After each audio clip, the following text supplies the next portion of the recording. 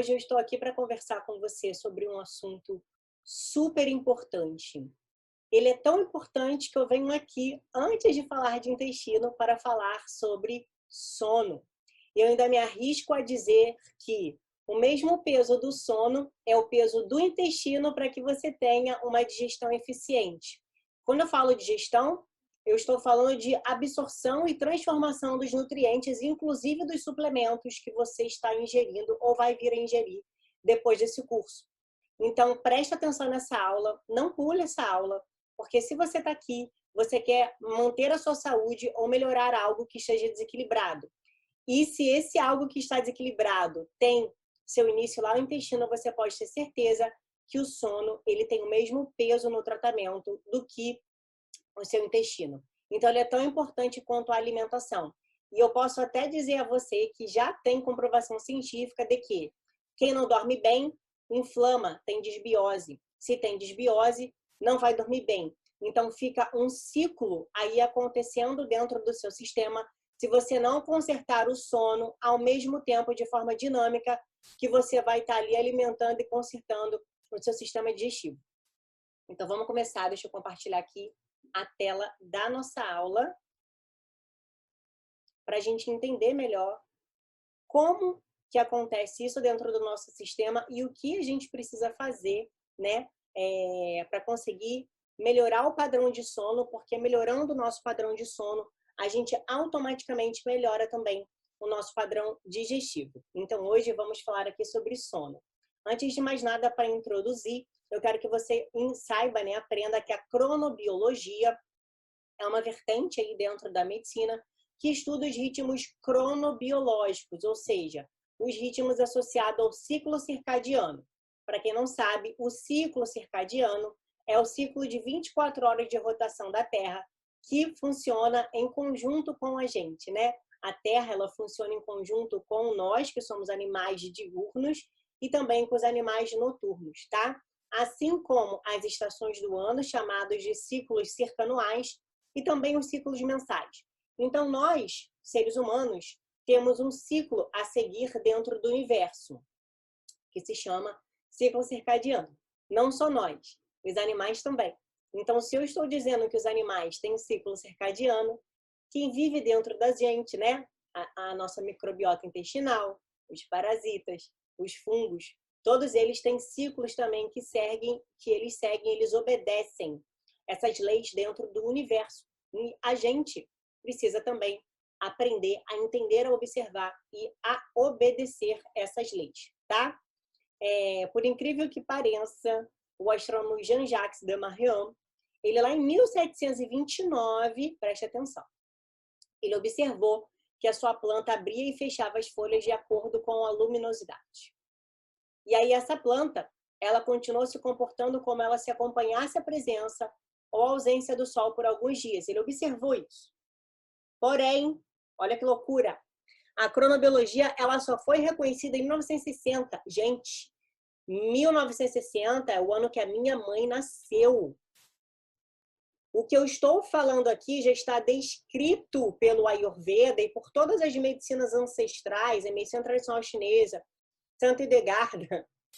Há anos, o Ayurveda está descrito há mais de 5.000 anos. E a cronobiologia foi descrita somente, reconhecida somente em 1960. Algo tão óbvio, algo que está na nossa cara, foi reconhecido pela ciência tradicional somente em 1960. E aqui eu chamo a atenção do seguinte ponto. A gente não pode comparar a medicina tradicional com uma medicina ancestral, porque a gente vai dar, como diz a minha avó, com os burros na água. Uma coisa é uma coisa, não tem a perda da sua validade, né? A medicina que a gente trabalha, tradicional.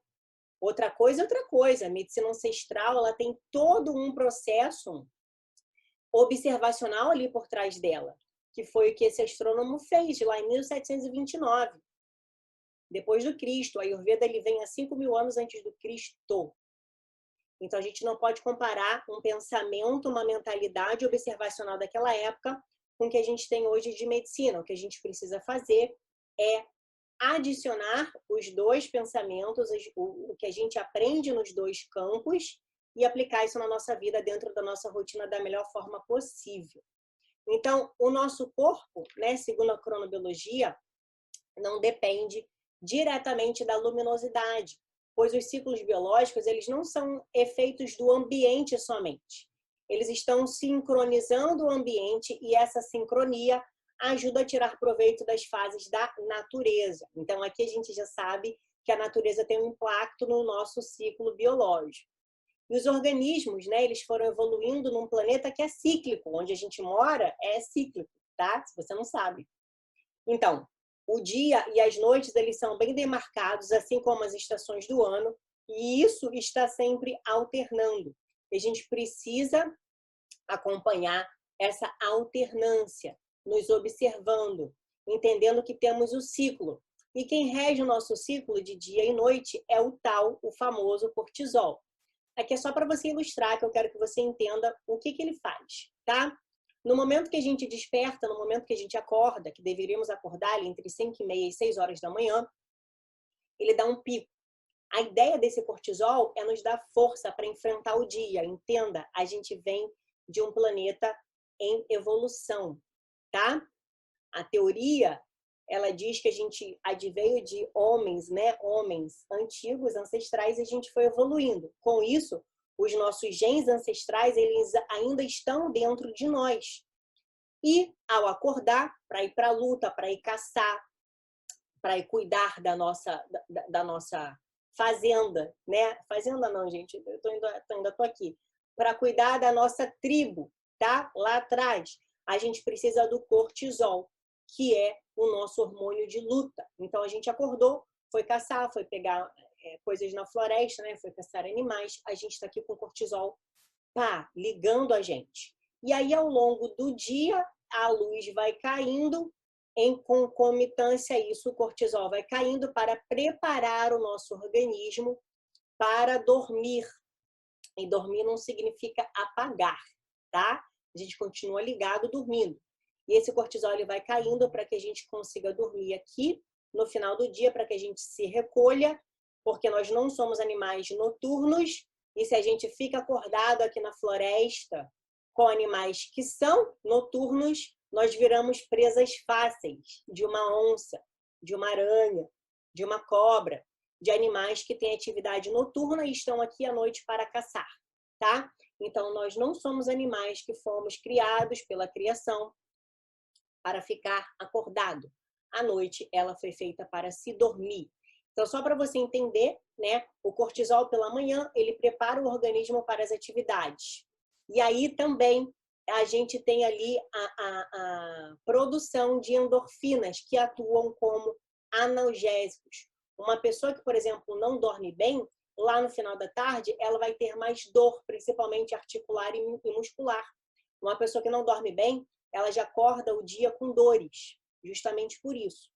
E o cortisol, quando ele é sintetizado da forma correta, ele diminui a nossa ansiedade, a gente dorme melhor, ou seja, o sono ele começa pela manhã e a gente já tem um dia com mais atenção. Porque lembra que eu falei, a gente precisa ter atenção para caçar, a gente precisa ter atenção para não virar presa.